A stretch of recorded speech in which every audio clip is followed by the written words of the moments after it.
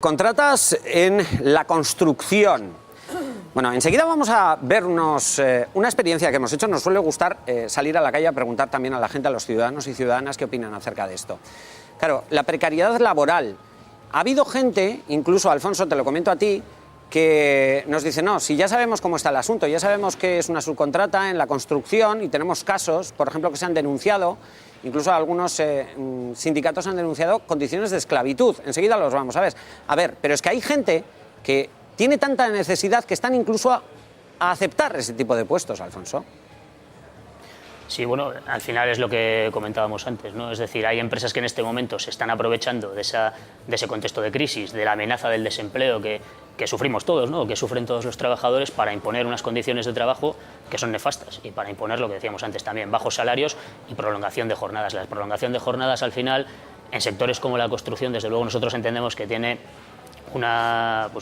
tiene mucho que ver con la siniestralidad y con la posibilidad de que se produzca un accidente de trabajo, ¿no? Es un sector ya de por sí peligroso y, desde luego, cuanto menores sean los reflejos, y el cansancio es evidente, hace que los reflejos sean menores, al final puede haber más accidentes de trabajo, ¿no? Y habéis citado algo, yo creo, muy importante, que creo que es la subcontratación, ¿no? El fenómeno de la subcontratación, desde luego, bueno, para ciertas actividades muy específicas, para ciertas actividades puntuales, para ciertas actividades que no tienen que ver con la actividad principal de la empresa, pues bueno, puede ser algo necesario. Lo que no se puede aceptar, lo que es inaceptable, es la subcontratación en masa, como está ocurriendo ahora mismo en el sector de la construcción. Estamos hablando de empresas constructoras que subcontratan el 100% de la obra a otras empresas, ¿no? Entonces, al final esto se adjudica de una forma que se adjudica al mejor postor, ¿no? Las empresas, las distintas subcontratas que pugnan por la concesión de esa obra, al final lo que hacen es, pues bueno, reducir costes, abaratar los precios lo máximo posible, y al final no solo de salarios, sino también vía prolongación de jornadas, que es lo que comentábamos antes, y también, pues bueno, vía reducción de presupuestos en seguridad en las obras, ¿no? Alfonso, ¿hasta qué punto, perdóname, hasta qué punto las empresas se dan cuenta que están poniendo la vida de los trabajadores en riesgo, en un serio riesgo? Estamos dándonos cuenta que la gente muere en su trabajo, algo que tenemos que interiorizar. Es muy grave. Alfonso, ¿esas empresas hasta qué punto tienen responsabilidad? Lo digo más que nada, quizás moral, aparte de la responsabilidad luego civil, penal que puedan tener. Esas empresas que están contratando en esas condiciones y que están teniendo a gente trabajando en esas condiciones, ¿hasta qué punto saben que se juegan la vida de esos trabajadores?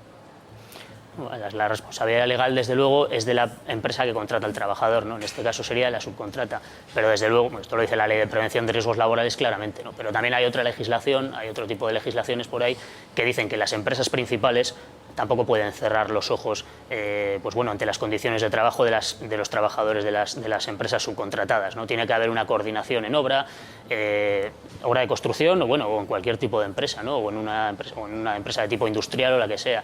Esa coordinación se tiene que producir. Entonces, eso muchas veces no ocurre. Es decir, las empresas principales muchas veces se despreocupan de ese tipo de condiciones de trabajo, ¿no? De la información sobre los riesgos que hay en el trabajo, de la formación en prevención de riesgos laborales, de la vigilancia de la salud, de un montón de cosas, ¿no? Entonces, eso propicia, entendemos, que hay accidentes de trabajo, y desde luego las empresas principales también tienen una responsabilidad, si queréis, subsidiaria, pero que también viene marcada en la legislación. Alfonso, ¿los trabajadores que trabajan en esas condiciones tienen miedo a denunciar? Hombre, nosotros sí nos encontramos trabajadores que acuden al sindicato y lo denuncian, ¿no? Y entonces el sindicato, pues, se pone en marcha, hay denuncias en los juzgados, hay denuncias incluso en la inspección de trabajo, en la que hemos denunciado nosotros mismos, ¿no? Sin que haya trabajadores de por medio y todo eso, y eso lo hemos hecho bastante a menudo, sobre todo en el sector de la construcción. Pero igualmente sabemos que hay trabajadores, pues bueno, que no se acercan en este momento al sindicato, pues quizás por lo que decíamos antes, ¿no? Porque estamos en un contexto de crisis, y bueno, la amenaza del despido que llevan a cabo las empresas, pues ahí está, desde luego. Eso ha ocurrido siempre, y no es porque ahora estemos en crisis, eso es inherente a las relaciones laborales, ¿no? Alfonso, bienvenido a este programa. Yo invito, como cada tarde, a la gente también que participe. 902-540-541. Quien habla ahora es Ainhoa Goicoechea. Kaixo, arratsaldeon. Vamos a ver, yo parto de la base que efectivamente nadie debería de morir en el puesto de trabajo, porque francamente es lamentable, ¿no? Ir a sacarte, a intentar ganarte la vida y morir, bueno, pues yo creo que eso es el peor de los escenarios.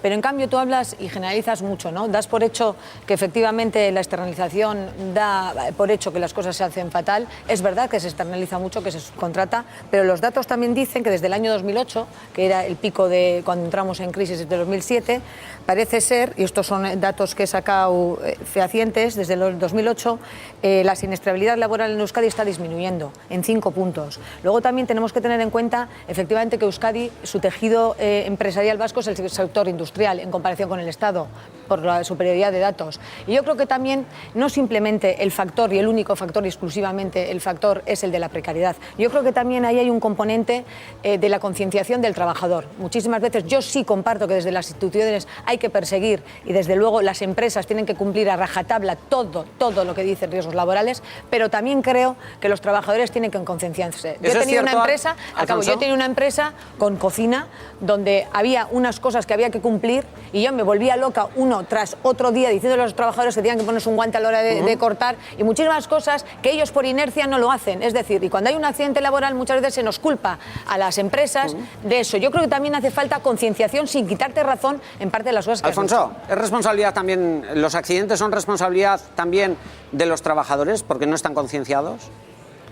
Hombre, desde luego, a nosotros lo que nos llega al sindicato no es la realidad que describe esta señorita, ¿no? Que dice que tiene una empresa y todo eso. A nosotros lo que nos llega al sindicato, y si nos ceñimos al sector de la construcción, incluso más. Pero bueno, podríamos hacer incluso con otros sectores también, ¿no? Podríamos referirnos a otros sectores. Nos llega gente que lo que denuncia, y luego se denuncia en la Inspección de Trabajo, y afortunadamente la Inspección de Trabajo nos da la razón, y hay sanciones, lo que nos llega al sindicato es gente a la que no le dan los equipos de protección individual.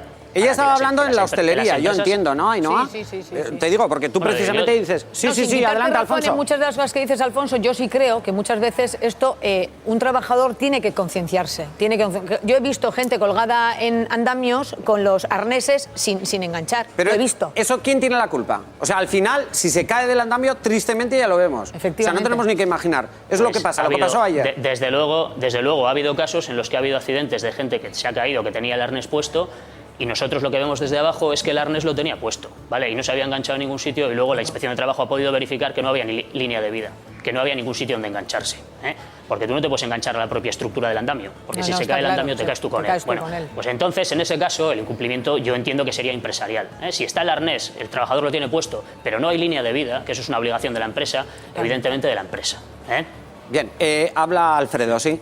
Bueno, yo lo que estoy de acuerdo... Podéis hablar entre vosotros, sí. y Alfonso, una cosa, cuando tú quieras, a pesar de que ellos también discutan, si tú quieres también intervenir, empieza a hablar, que te doy paso, ¿de acuerdo? Vamos a ver, los accidentes laborales siempre ocurren o porque ha habido un error humano, porque ha cometido el trabajador un acto irregular también, o porque la herramienta, la maquinaria, el lugar de trabajo no reúne las condiciones necesarias. O sea, las dos cosas.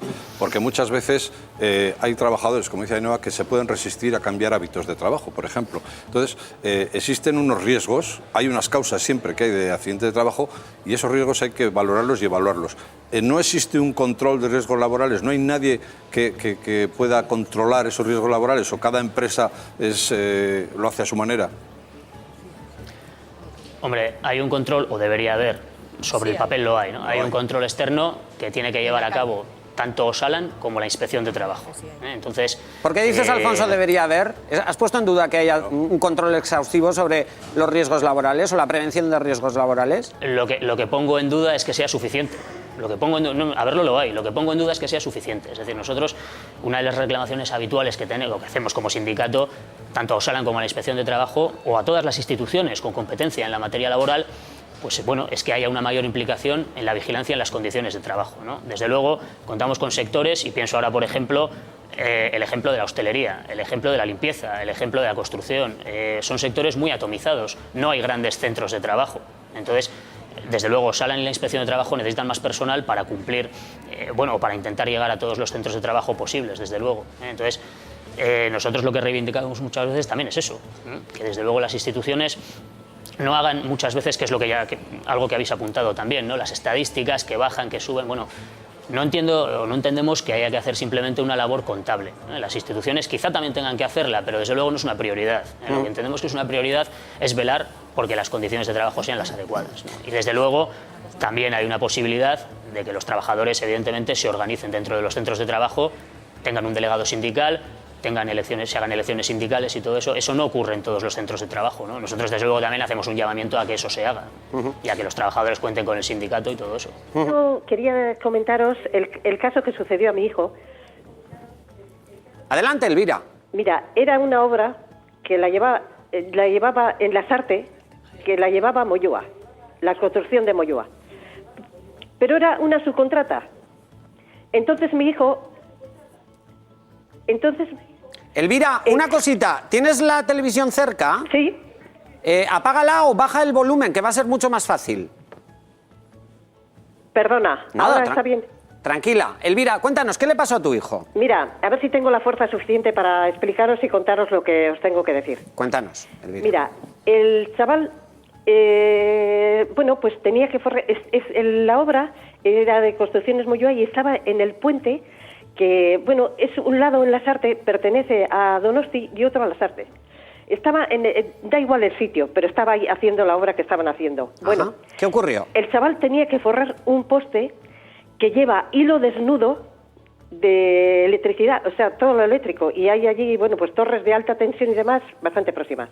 Ajá. Había hecho un cursillo hacía un mes o mes y pico, Sí. precisamente de altos riesgos laborales y todo eso.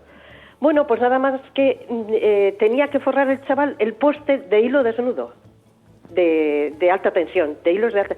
Bueno, colocó la escalera en el poste con una base, estaban, claro, cerca del río.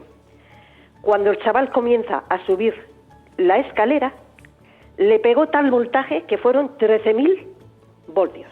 ¿Qué le ocurrió, Elvira? Pues desconocemos todavía lo que ha ocurrido, pero al doctor Flores, que es un gran doctor, le conozco a él perfectamente, y cuando ha comentado que, bueno, que siempre se le echa las culpas a los, en fin, a los empresarios y demás, pues decirle que efectivamente, seguramente ellos tendrán bastante desconocimiento, por una sencilla razón, porque cuando a mi hijo lo trasladan, que no supo nadie, se lo llevaron automáticamente, rápidamente, en la ambulancia. Bueno, pues los mismos de la ambulancia hicieron un parte como que mi hijo estaba manipulando un cable de alta tensión, cuando afortunadamente mi hijo vive y explicó correctamente lo que había sucedido. Elvira, Dígame. tengo poquito tiempo y me da pena porque yo lo entiendo, es muy grave, es lo que ha ocurrido a tu Sí. hijo. Bueno, primero quiero preguntar por el estado de salud de tu hijo. Pues mira, ahí está, le han quedado secuelas, pero en realidad luego ha habido muy poquita... al presentar el patrón, lo que presentó que fue un accidente leve. Elvira, tengo poco tiempo, perdóname, Eso es. pero me gustaría saber si habéis recibido, si tu hijo ha recibido algún tipo de indemnización. No, para nada, porque, en fin, tuvo muy en cuenta, es Raúl Pérez Maíz. A ver si te puedo explicar. No, Elvira, tranquila. Lo digo más que nada, me da pena porque entiendo que puede Tuvo ser... en cuenta de no denunciar a la empresa para que no se cerrase la empresa por sus mismos compañeros, para que no se cerrase la empresa. Sí le llamó, o sea, hay muchas más cosas y mucho más graves, ¿eh? Ya. Yo investigué muy bien. Elvira, y- esto lo habéis denunciado. No se denunció. Yo estuve con el inspector de laboral y él quería hablar con mi hijo y demás, pero no me pareció correcto, porque cuando un empresario de semejante voltaje, que se quedó las artes sin luz, presenta como accidente leve eso, me vais a decir a mí qué. Elvira, yo lo siento, desde No luego... te preocupes, porque eres muy bueno en lo tuyo, Bueno. y hacéis una labor extraordinaria, No, y eso sí que os agradezco. lo a importante- todos, lo a importante- todos en general. Lo importante es gente como tú, que por ejemplo participa y nos cuenta lo que le ocurre. Elvira, Mira, decirte una cosa muy importante. Breve. Aun sabiendo, ahora mismo está trabajando él, aun sabiendo otro empresario lo que le había ocurrido a mi hijo, le abrió las puertas totalmente y eso nos ha salvado. En Hernani mismo, precisamente. Entonces, a todo el mundo que explica y que apoya y que ayuda a todo esto, os doy infinitamente gracias. Elvira, El chaval han quedado secuelas, muy pocas, pero sí que le ha quedado. un abrazo, Pero un beso. afortunadamente pudo perder la vida. Y eso lo tengo en la vida y soy la madre más feliz del mundo. Un beso muy grande, Elvira. A ti. Eskerrik asko. A ti. Eskerrik asko, vaya, qué cosas recibimos a través de ese teléfono.